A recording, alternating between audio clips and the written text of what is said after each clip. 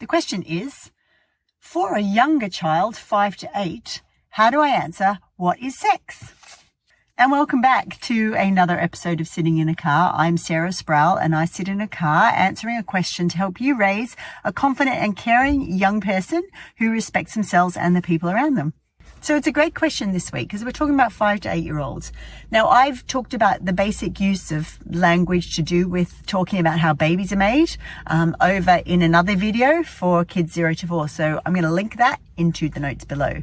But for sex for 5 to 8 year olds, we can introduce new things. We're not just talking about the mechanics of it. We can talk about why some children aren't taught about what sex is, and we can say how adults often give children myths about how babies are made, for example, and that adults often do that because they might feel awkward about talking about sex, or maybe they have been brought up to believe that children shouldn't have information about sex or how babies are made. And you can say to your kid, and now we actually know different.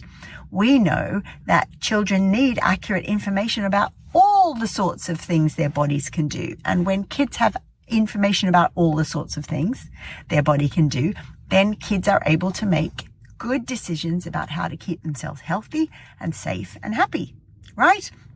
So when we're talking about what is sex, we need to, describe that sex is a choice. Not everyone wants to have it.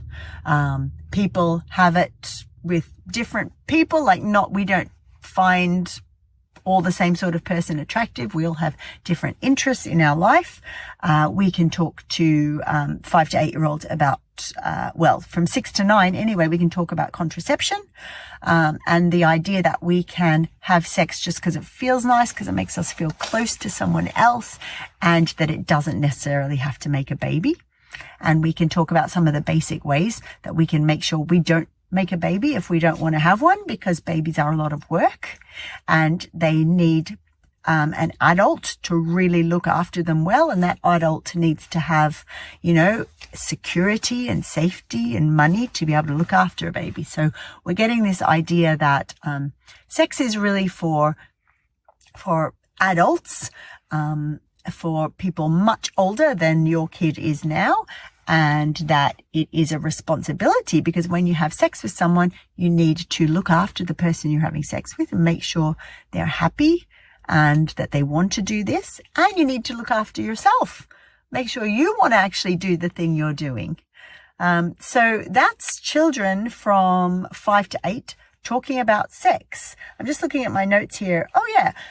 If you also want to talk about sex in relation to human reproduction, but remember, not all sex is to do with that. You could also talk about how, for some people, the way their body is, they're not able to have children.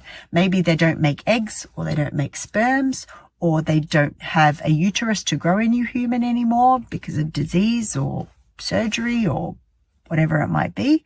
And if your kid is particularly interested in sex to do with making new humans, you can also talk about the different ways families are made. Adoption, fostering.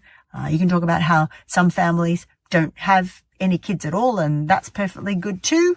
So what we're trying to get this idea about is that sex is part of being human. We need to look after ourselves and the people around us if we're having sex, because it's a responsibility. That sex is for fun. It's not just about making humans, and there's a lot of diversity to do with sex and a lot of diversity to do with making new humans. And that's Sitting in a Car for another week, where I've answered a question to help you raise a kind and caring young person who respects themselves and the people around them. Bye for now.